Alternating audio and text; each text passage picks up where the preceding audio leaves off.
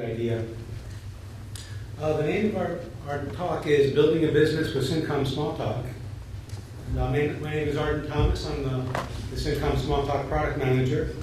Dirk Verleysen is a senior software engineer with the ObjectStudio product.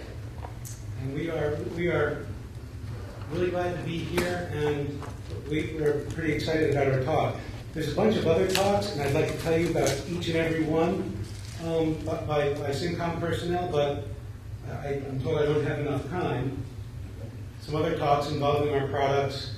I hope you enjoyed Chris's talk. I always enjoy his presentations. I think the Cairo stuff is really great. So look out for some of these other talks. Our objectives here, we want to basically show you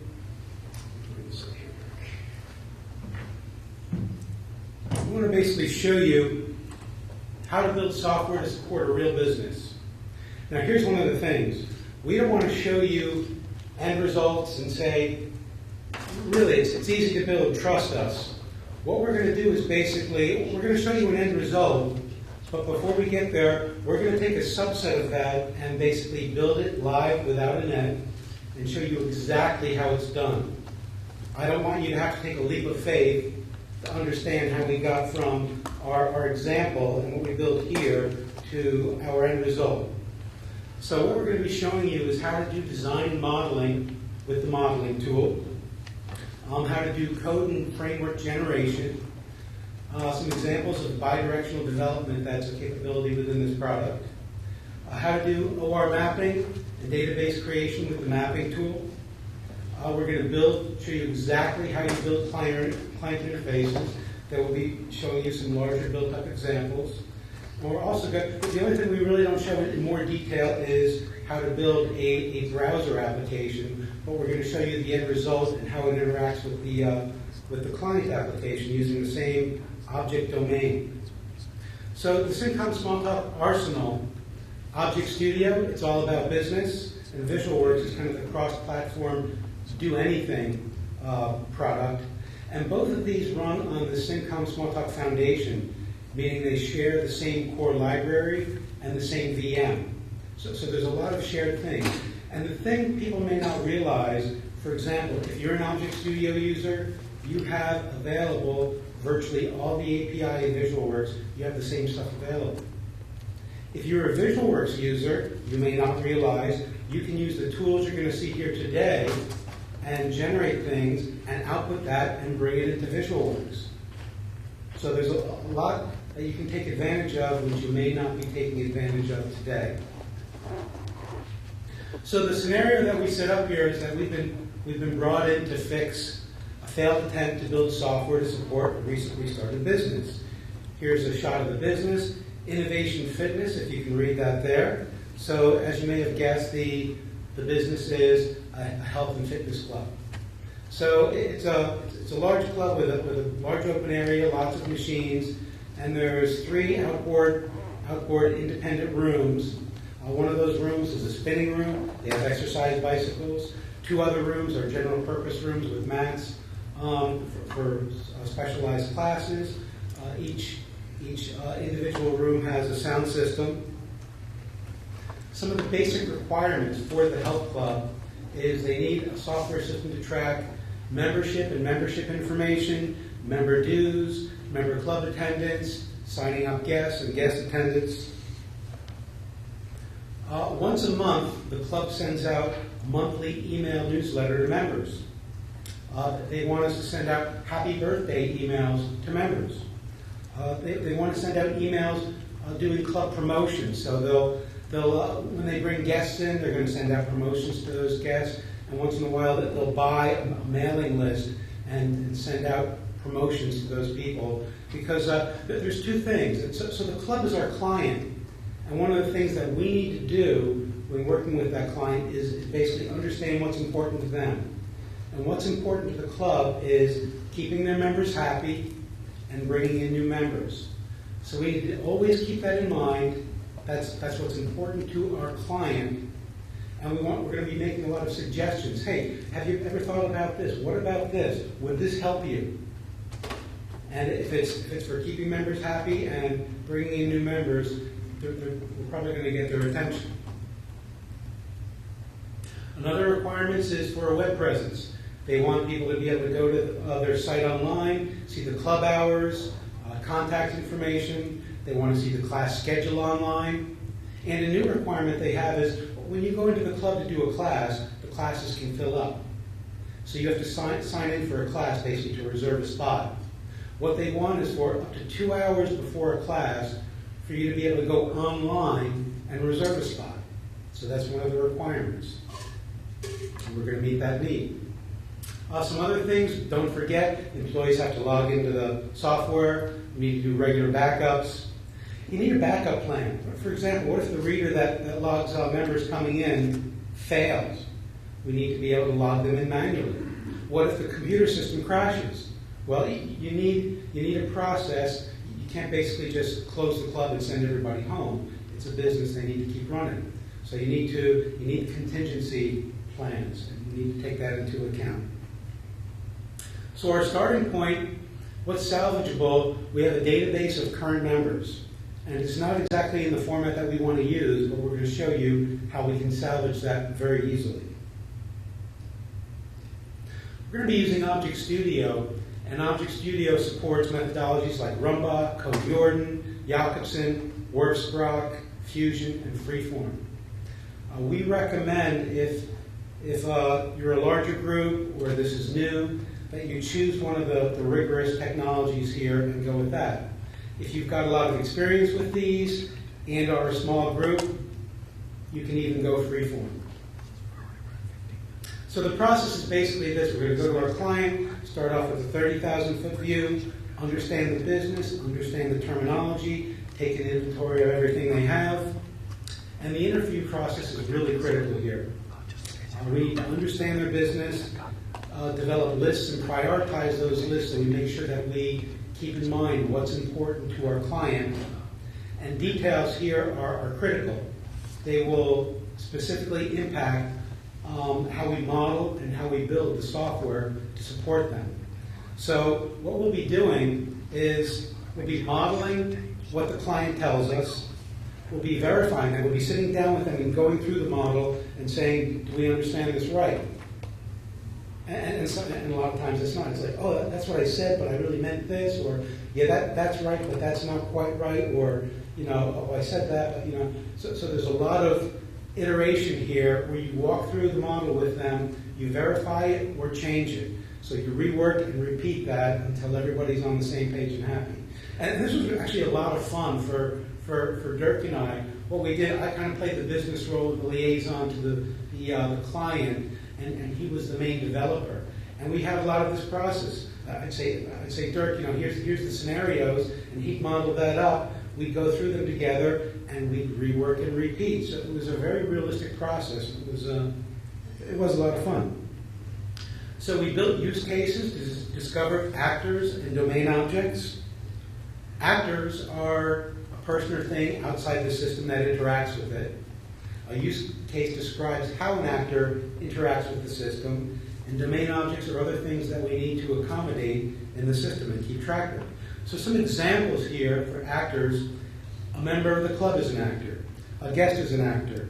All the different employees are actors in the system.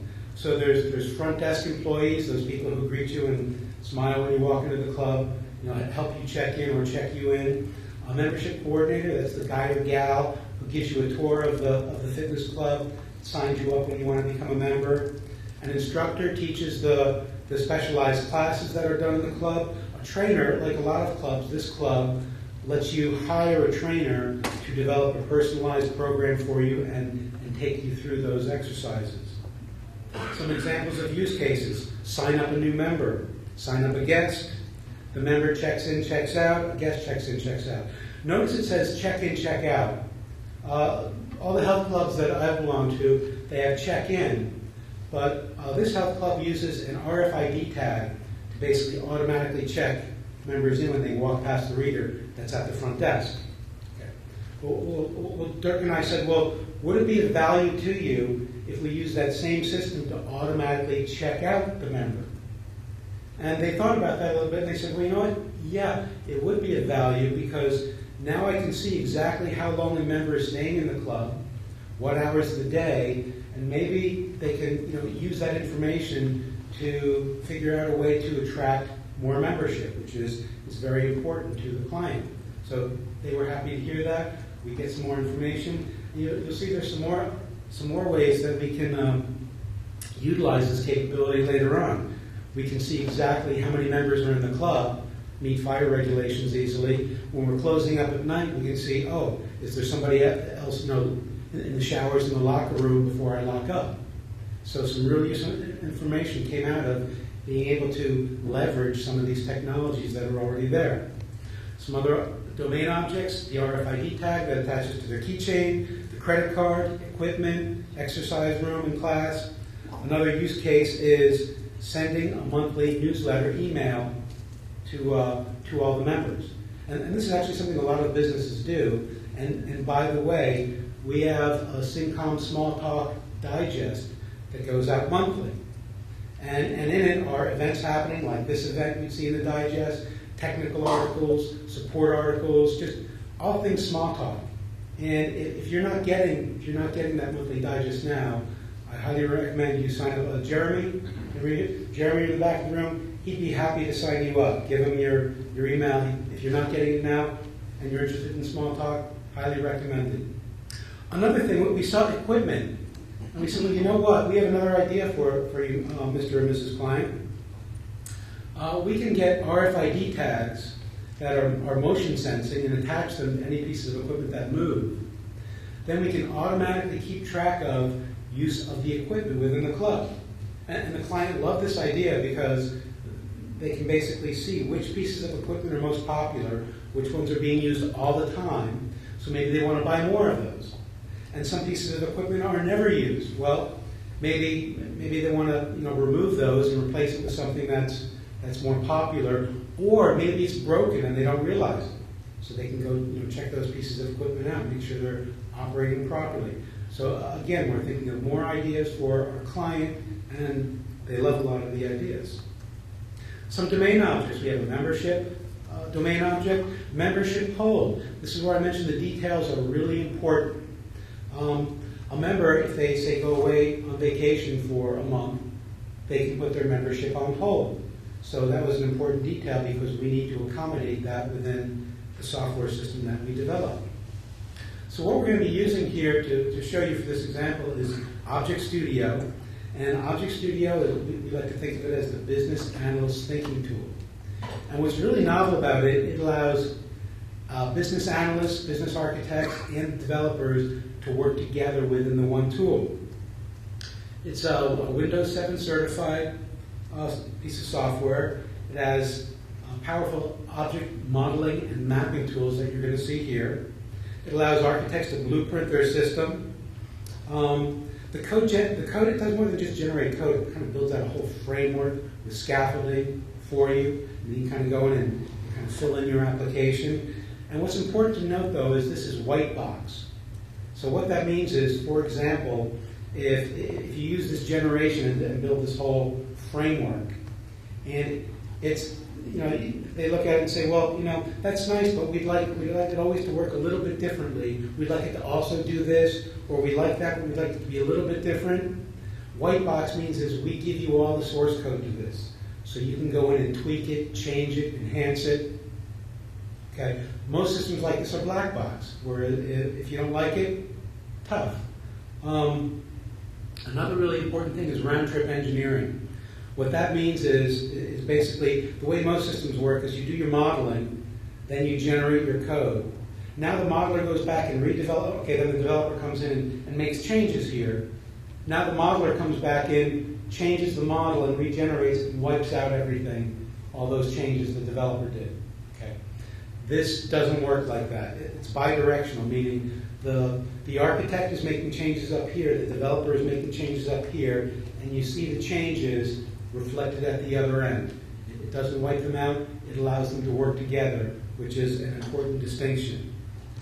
We're going to show you how the OR mapping tools work and how to generate your databases and integrate those into applications.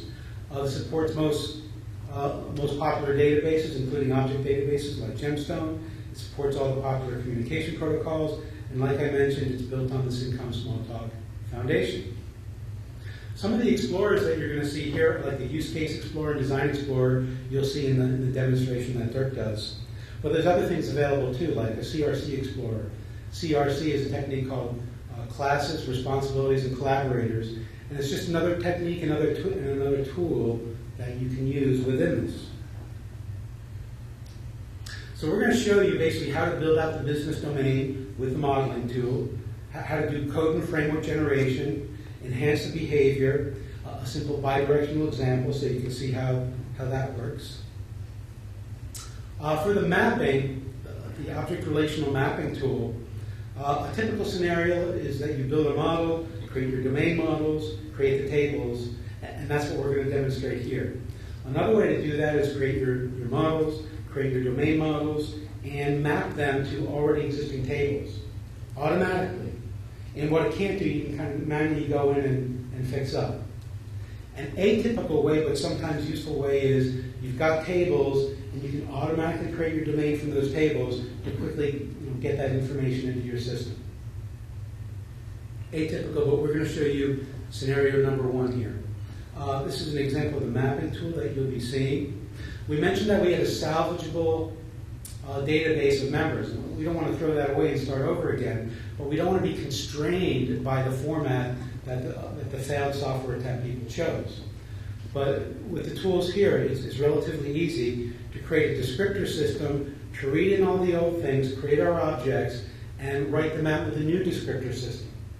And you're going to see what the descriptor system looks like and how that's created. So this is relatively easy for us to salvage that old information.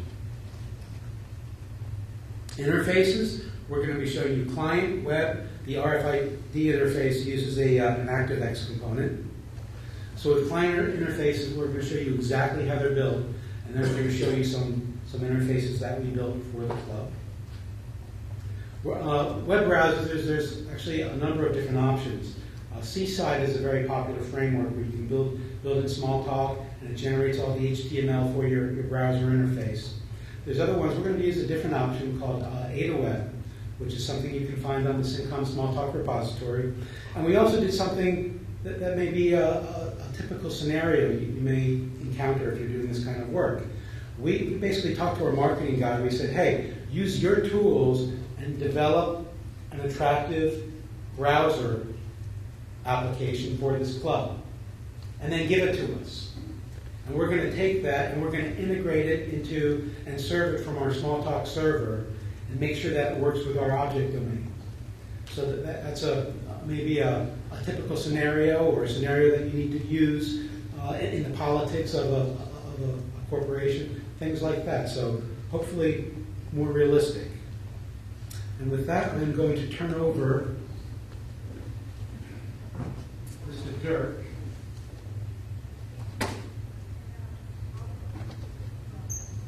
So what Dirk is first going to be showing you, he's going to bring up the modeling tool, and he's going to show you how to create person, employee, member, credit card, and arrange those, and then generate a framework based on those. That'll be where we start here.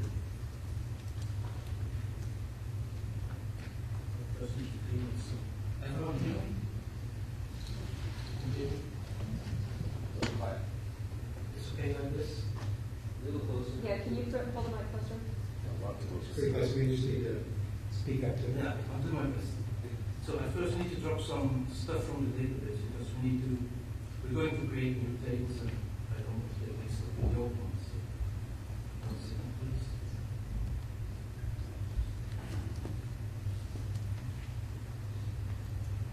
please. So once we build the things using the modeling tool, it's going to be generating a whole framework, make some changes in that framework. Then we'll also be moving on to showing you how some of the mapping works, generating tables, brand new tables in the database, mapping from those tables to our domain objects automatically. It'll be showing you how to populate, how easy it is to populate the database and put some information in for some of the tests we show. Later building a client interface, and then retrieving information from the database and populating those interfaces. So we'll show you all those things. So you can basically see exactly how all this work is done before we show you the final examples. And like I said, it shouldn't be a leap of faith. You'll see exactly how we do it. You go ahead and start. So our modeling tool will build a small model. So I create a new model. I'll rename this here. Information. I need to create a submodel. The thing we're going to build is a small application using persons, a hierarchy from employees and members, and we'll add some credit cards to the members, so we have a relationship between member and credit card. So I'm going to build it very quickly now. I'll open an object diagrammer because I like to model visually. It's a lot easier. Looks a lot nicer. Clearer to also to interact with your client. It's a lot easier to have a visual presentation. So I'm going to create classes. I'm going to do this very quickly. So I have a person class. Right here. I have an employee class.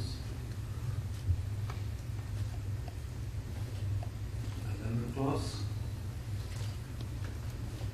A front desk, which Arden already mentioned.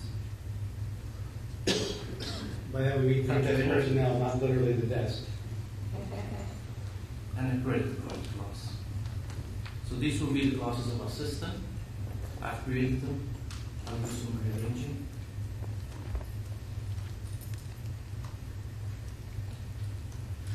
So these are tools that a business architect would actually use for laying out what the business looks like after the use case scenarios. So now we'll add some hierarchy to the system. And I tell the person is a superclass of employee, person is a superclass of member, employee is a superclass of the trainer, and employee is a superclass of front desk. If I don't specify a superclass object, this is supposed to be the superclass. Next step, we're going to add some attributes. I'll add attributes to person, member, and credit card. We're going to ignore the employee part. We just created it to show you that we can build complex hierarchies, but I'm not going to go further into that one. I'll start naming the attributes. The first one I need is an ID, because person will be a persistent class, and it will be a teacher. I'll create a first name, which will be a string.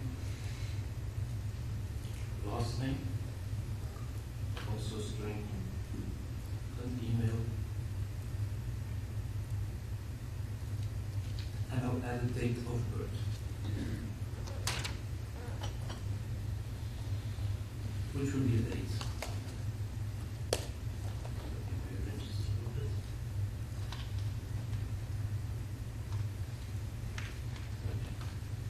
So now the member attribute I simply add. Change this to a registration date, which is also from the date. On the credit card, we have some more attributes. We'll add an ID again because it's persistent.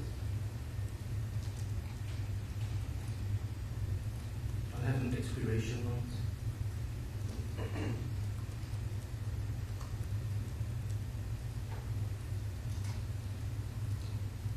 Expiration year.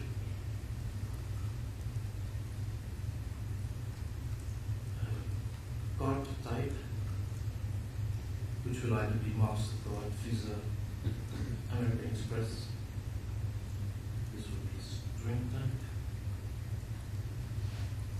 And I have one more thing, the credit card number. So these are classes with their attributes. I'm going to do it all. And now we still need a relationship between the member and the credit card. So I'm going to create this relationship, simply drag from member to credit card. And we have a one-on-one relationship between the member and the credit card. Now we're going to change this one because a member can have more credit cards. So I double click it. And I can specify that a member refers to 0 or more credit cards. And a credit card belongs to one member. I can change more details, like cardinality stuff, delete rules, or even change the name of the attribute. In this case, I want this to be credit cards, plural. And as you see, the model changes the attribute to credit cards. So this is the end of our modeling. We have our classes defined, we have the attributes, we have the relationships, we have the hierarchy.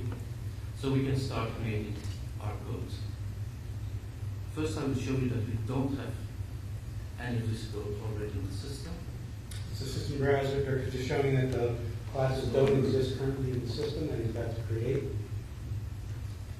So I take the model tool again. I synchronize my implementation with the image. I tell the system where to generate the code. I take a package called Biopsy and I start generating it. And you see here that I have a lot of methods generated. If I open one, you see that this is a simple accessor, a getter for the date of birth. If I now go back to my class browser, you will see that I have a credit card class, I have a Biopsy package, and all the classes I created with the methods. We have accessors, we have some initialization code for the attributes, some code to maintain the relationships between the objects, and on the class side we have some domain initialization and some relationship initialization. Now, on our object diagram we have some more properties that we can change. For instance, I hate to see the methods on my diagram, so I will tell the system I don't want to see these methods. And he shows me back a nice diagram that I like to see. That's the first part of our modeling. Now I'm going with, I want to see the methods here. I want to show some things. So we talked about the rounds of engineering, and I'm going to add a method to our system through the class browser. From our members or from any person we want to know their age when they enter the club or when we want to ask them information. So I'm going to create a method called age. I have the code here already, so I'll copy this one. Dirk and I had to discuss this when we were like, Dirk, I don't know. I'm sure a lot of people checking the club would want their age to pop up, but we wanted to do it as an example just the same. So we take the date of birth. If it's null, we print what's available. If it's not null, we calculate the years apart between the current date and the date of birth. And for compatibility reasons, we print it as a string. You'll see later because we're going to use this method. And I save this. Now if I go back to the model, you will see I have an age method here.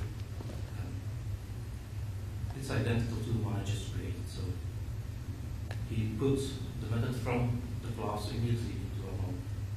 So we stay in sync all the time. Now we have created this, we have our model, we have our attributes, we have our methods. We're going to start to do some mapping. I open the mapping tool. I'll create an atlas also called Biopsy. I'm going to make a database connection.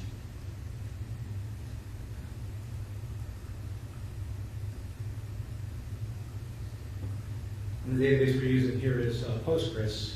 You can use virtually all the popular databases.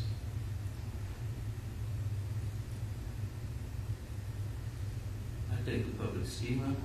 And first of all, I'm going to add the classes we just created to the modeling tool. I select them all. And I add them to my atlas. We're going to focus on member and credit card. So you see I have member, all its attributes, even the ones he inherited. And I make a class from this one, so I create a class. And you see that the table name is the same as the class name, and the attributes are also derived from the attributes. The columns are derived from the attributes of the class. Also, the type of data is determined by the type that was defined in the model. I'm just going to change the ID because I like to use serial or sequence. for primary keys. So what Dirk is saying, he wants to make a primary key when he creates the database table, so he's putting that information in. But the neat thing is in the modeling, so basically all the information that you put in is used when the framework is generated for the system. I do the same for the credit cards.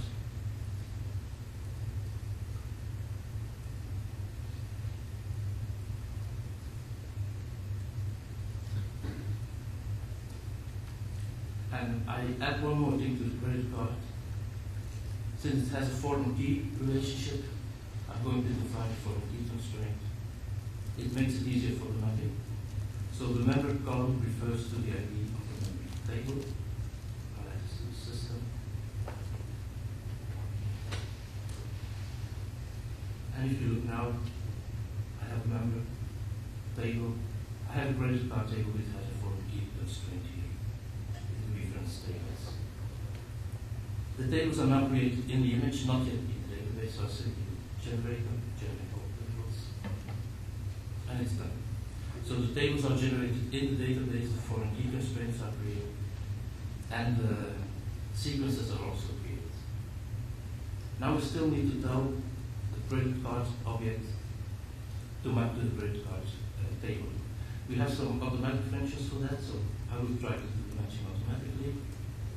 And since the names are identical, the types are compatible, he will do this all automatically. So if I look at member, you see that the mapping is created, we have direct mappings, and we have a one-to-many relationship between the member and the credit card.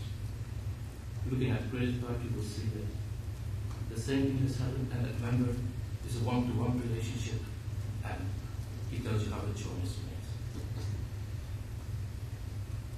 The mapping is complete, so we're going to generate our descriptor system we use in our code. I was creating the Biloxi package, and this is one. If I now go to the Biloxi package, I have a Biloxi descriptor system. It has information about classes.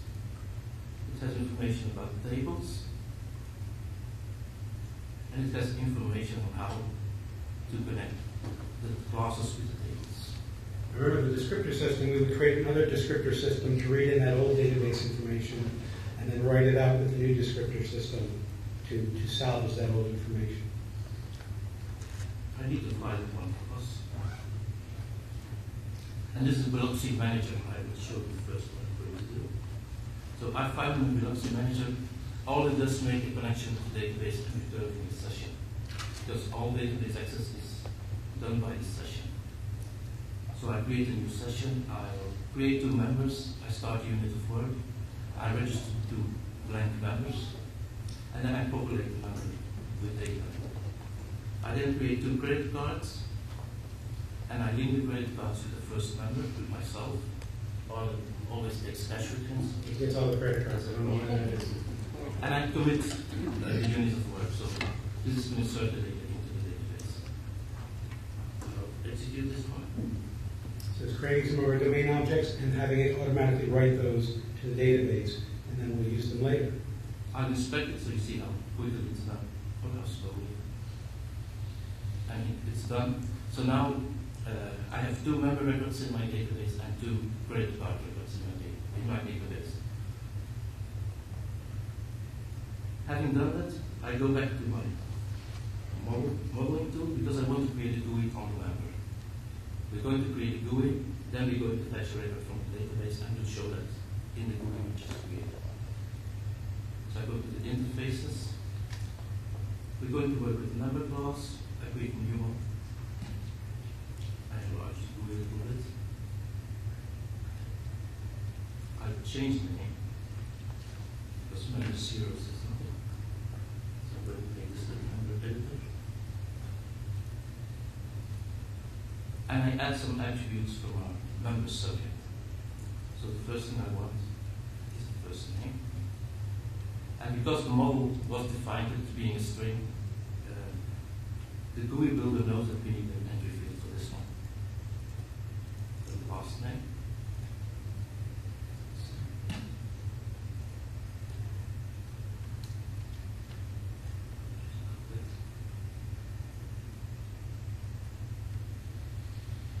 I'll add the date of birth. knows it's a date field, so he proposes a date field to me. I'm going to change the format of the date field because I'm on a European system and we want the American date system to be shown. It's one of the things we find in our review. What kind of dates are these? In the US, we want to see MMDDYYs. That's the change he's making. I'll have a regular entry field, which is not derived from an attribute, and I call it age. I'll have this one here. I'll make this not editable, because we don't want to change this field. And I map this entry field to the method from member, the age method we just created. So I map it. These are mapped. And now I'm adding one more attribute, which is a credit card. And credit cards is a collection, so I'm taking a number of this close. I'll add this to do it.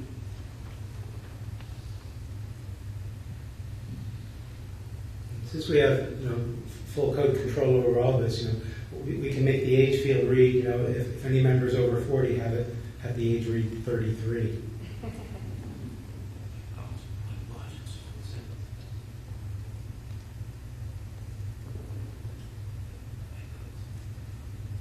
I'm going to save this also in the Deluxe package.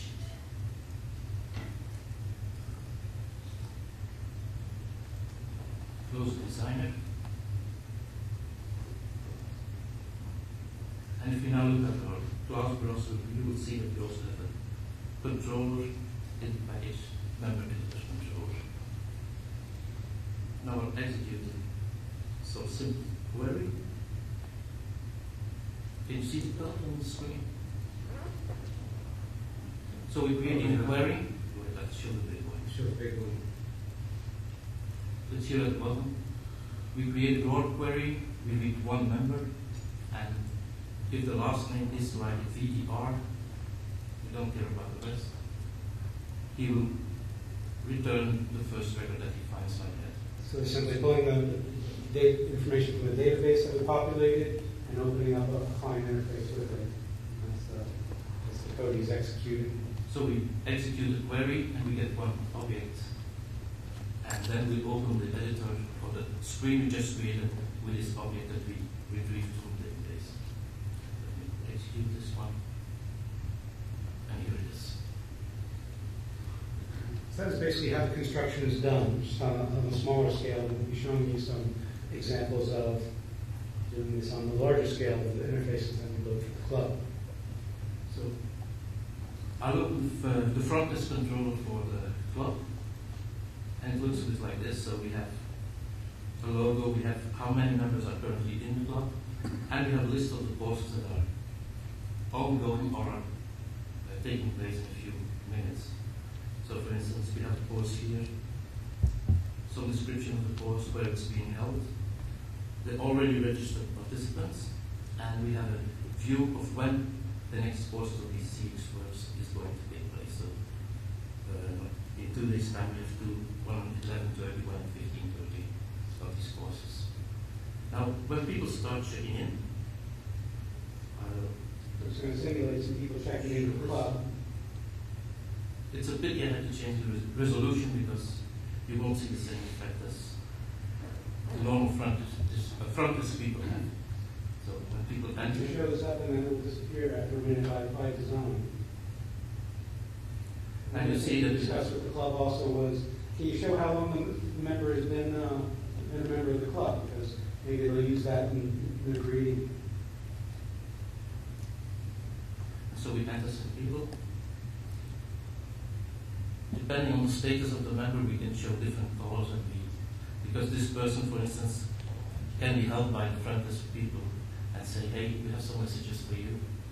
So if we click on a person, we get this picture. We can go into this personal data, and for this person, for instance, we can see that he gave a wrong email, so we want to ask him for a new email. No, when he checked in, the background color was different. That kind of alerted the front desk people that there was basically messages waiting for that person. if one of these persons, for instance, now wants to sign up for a course, we select the person, we select the course he wants to take, we tell him to register. Okay, for the following course of Rose Berkeley, I register him and he says. He's registering for a class when he comes into the club, which also they want the ability to do that online also. So that's the GUI, well, that's some of the GUIs we're doing for the system.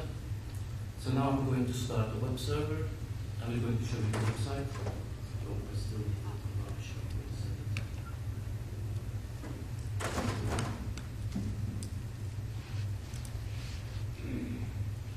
what time is it? Okay. I want to know which one I have to show. Dirk is asking about the time because remember you can sign up for a class 2 hours ahead of time. So his system works. You can actually register that they become available when it's within that 2 hour time frame. So I start my web server, which is also a Smalltalk server. It's available on public repository. And once it's started, I can open the web browser. I search for the website. And here it is. So this is being generated by our image using MakerWeb. And we have a whole bunch of stuff up here. And the main interesting is, of course, the schedule. If I click it, you see that he built a schedule from the current day up to the following 6 days. If we want information about one of the classes, we click on it and he tells me, he does some information, he gives some information about the class. And classes that are starting within 2 hours, we can register for them. So in this case, I want to register for this class online. I have to give them my member ID, which is my key card, and a password that you were given, and you register for it. You can add more screen to show you, but it's going to show you what would happen in the client software at the same time. So automatically, the front of the screen will see that one person has additionally and registered for this course, and the name will also be here. This So as person people is sign on up the level. online, the front desk is, this is populated right in the front desk. So both from the browser and from the client software, they both use the same model, and those are kept the same. And I think that's what we're going to show. Many things we want to show. So I hope you got something out of that. Basically, what we showed you is how to use the modeling tool to reflect your business through your use cases, how to generate a whole infrastructure, how to write some of your own code in there and how to reflect it at both ends, how to generate your tables, map those tables to your objects, populate information in the tables, retrieve it and put it in your interface. Okay, we gave you a small set of examples of all those things. And then, like I mentioned, the only thing that we didn't have time to do was go into the details of how we did the whole web browser interface, but it is tied into the same domain, and it is served from the Smalltalk server, which both share the same domain model. So if you've ever thought about using software to, using things like this to develop software for a small business, or even if you're an intrapreneur, which is an entrepreneur within a corporation to support things going on with your corporation, we hope that you got some ideas here and see how this will be useful to you. And that is our presentation. Questions? Yes, Chris. What's interoperability between ObjectStudio and VisualWorks? If I have a large class hierarchy in VisualWorks and I want to use ObjectStudio to maybe look at class diagrams, or vice versa, if I want to start a new project in ObjectStudio and bring it into Visual Studio. Some of the base tools like the browsers are the same within the two. They're both basically different IDEs. However, there's a lot more shared at the domain level. So, for example, you can use the ObjectStudio tools to generate all the descriptor system uses GLORP, generic lightweight object relational persistence framework, which is in both the products. So the descriptor system and the framework, you can actually take that and use that, basically export it and import it into VisualWorks. So you can use things like that in both products. It's just there's a mismatch in the, I mean, they're both independent IDEs. Okay. Also in the modeling tool, you can create your model and generate VisualWorks classes. So you simply generate in the VisualWorks namespace, and you have classes that you can use with VisualWorks without any problem. Yeah, I have some questions on, first of all, I can generate this foundation. It's probably one of the best description of ObjectStudio I've seen so far. And I very much the fact that you can generate some code from the from the diagram that you have. And do you generate also unit tests, or is it just the model? Or do you generate some tests as well? I don't believe I do No, that. we don't generate tests at the moment. No. Why this is not something you have thought so far, or this is not a priority? I'm the product manager, I'm just adding that as something to discuss to something we can consider. I'm just wondering. That's a good idea. So thank you. Oh, one more thing, by the way, we have a number of engineers here.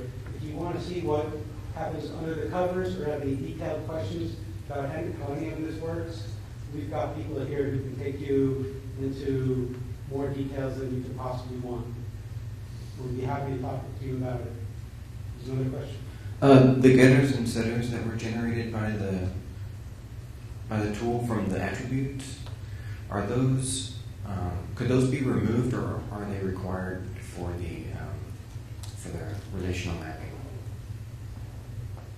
For the relation mapping, no, actually they can be removed. They can be. Yeah, because to add items to the relationship, we don't use the regular accessors. Good. We have Very instance good. variable insert or remove methods. Thanks.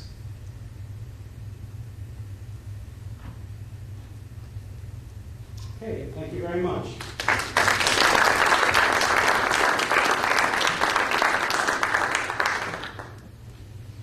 Now it's break. We will start here again with Eric's presentation at 11:15.